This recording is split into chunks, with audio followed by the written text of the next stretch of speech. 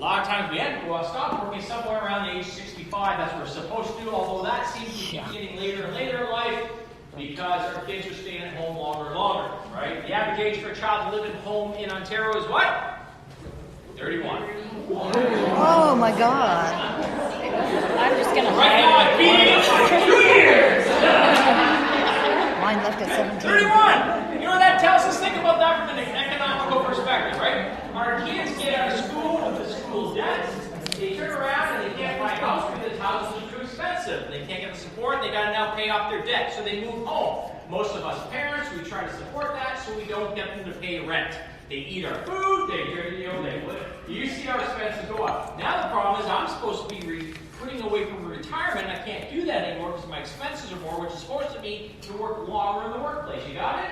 Here's the problem with working longer in the workplace. I'm not freeing up the jobs for these young kids coming out of school. Do you see the problem that we've got? It's not going away. So we have to figure this part of it out as well, right?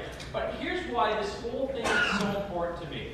I spend a lot of time working with the healthcare. I see some very, very disturbing studies that have come out. They say that your chances of having a heart attack or stroke is 67% between the hours of Sunday afternoon at 3 and Monday morning at 7. Wow. The emergency room visits jump by 45% for heart attack and strokes on a Monday morning. What's that telling you? It's telling you people don't like what they do. And the two biggest contributors to that is number one, they have so much work that they don't see the light at the end of the tunnel. But what's close behind that is the environment that they work in, that they don't feel valued and supported. They're feeling more harassed and neglected. And that's what's causing our hearts to start to race at noon on a Sunday afternoon. I'm telling you, this is the right thing to do. You've got to learn to get engaged, right? And so this is our new reality, though, as we know. How many watch The Walking Dead? Anybody in here? Yeah, I'll show you my picture of Daryl. Here's our problem. This is not The Walking Dead that you and I have to fear. It's The Working Dead. That's what we have a problem with. And the neat thing about The Working Dead, what I mean by The Working Dead, is that there is literally a zombie apocalypse, I think, that's kind of coming upon us. And that's what's called the disengagement virus, right? And there is a disengagement virus because all the wording, the language of the sport said you're supposed to disengage from work and you're supposed to live for the weekend. I'm going to fight that. I hope you're going to fight it with me. And if you don't think it exists inside of your organization, then you have to watch for it because it's a sneaky little virus. So the first place you begin to look is you have to look at where they gather together for coffee or water. And you have to take a look at it. And you have to look at their eyes.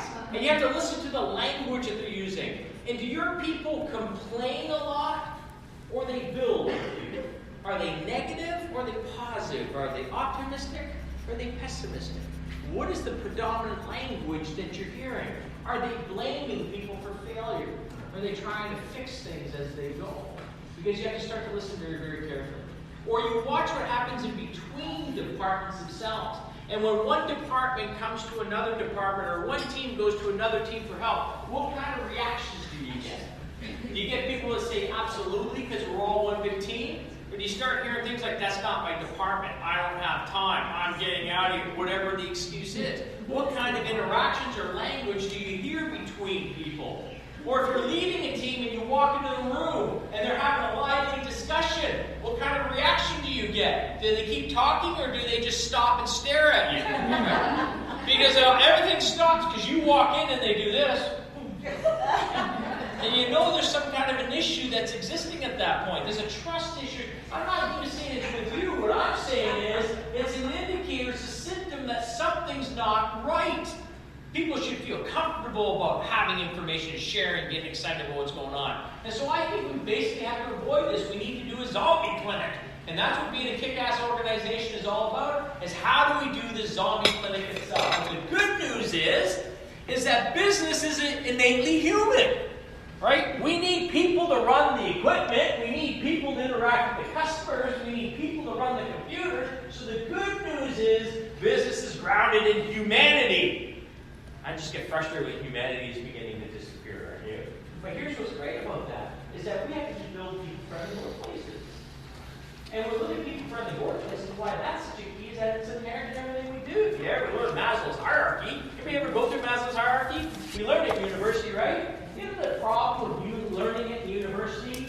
It's too life to learn about something this important, right? Because in university, all I was thinking was a couple things. How do I learn? Yes. Yes. Yes, that's what I was thinking, right? But I want to learn enough to be able to get through the test or the exam so I don't have to worry about it again. And I'm worried about getting to the party. That's what I want. I don't have enough responsibility in my life at that point to recognize the importance of this. I mean, when you need needs. Geez, when I'm young, there's only one needs that were driving me back then. Right? But when you suddenly get into a business and you have a family, this suddenly makes sense, doesn't it? And I know the first part, I know you get this. We don't have to go into huge depths of it, but I know from a physiological person, I know that it's important for us to live and survive and breathe. I get that. That's the number one thing. If you've ever been not well or lived with somebody who's been seriously ill, you understand how it impacts your life. And I also know that safety is very important to us as well. That's why when we have children, we teach them not to talk to strangers. Or when we have a house, we get house insurance, or get a car, we get car insurance, or a paycheck.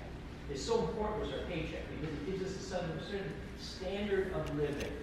And my paycheck's important so I can take care of my family. I got to put food on the table. I get all that. And believe it or not, when somebody comes to work for you, those are two things that they expect from you right away. That's your responsibility. That's if you give me this, I will put a paycheck in your bank account every 2 weeks. That's a transactional deal, and we're all good to go. But where companies begin to become kick-ass is when they hit the love and belonging stage. At least if we get there. Because we are creatures that just want to be supported and support others. We want to thrive in an environment that loves us so that we can love them. That's very important for us to have that environment. I work with a lot of organizations that say, should be talking to some professional. And yet that's what we try to do because we're human beings. I want to connect with somebody else. Isn't that what's important to me?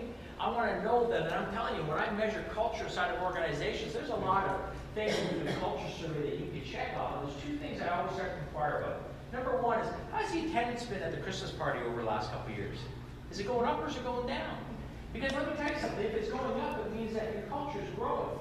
Because people are choosing to come on the time when it's not mandatory. I want to spend my time with these people during Christmas.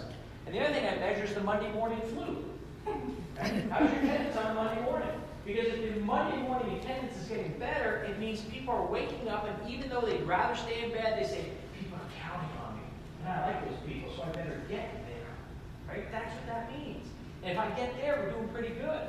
I mean, self-esteem obviously is important. Making a difference is very important. But you and I have to concentrate on making sure that people feel part of being human, being part of a team, even so to speak. So when we get up in the morning, yeah, I'm just here for the money. If we do that, you can imagine what kind of messaging that they give to your clients. There's no way they go above and beyond if I were to stay for the money. Hey, did you hear that? I mean, and we all witness it. That's the best part about this, Wendy. If you need people to document that Jeanette said that, you did, right? Yeah, so there you go. They're all ready to do it. But what's nice is that we get to the point where we say, I actually like these people. I like coming to work. I like seeing people all the time. Even though Carolyn was drooling in the bottom of the canoe, she's now determined that we like each other, and now she stopped drilling the hole in the bottom of the canoe. We know that I got to feel good about working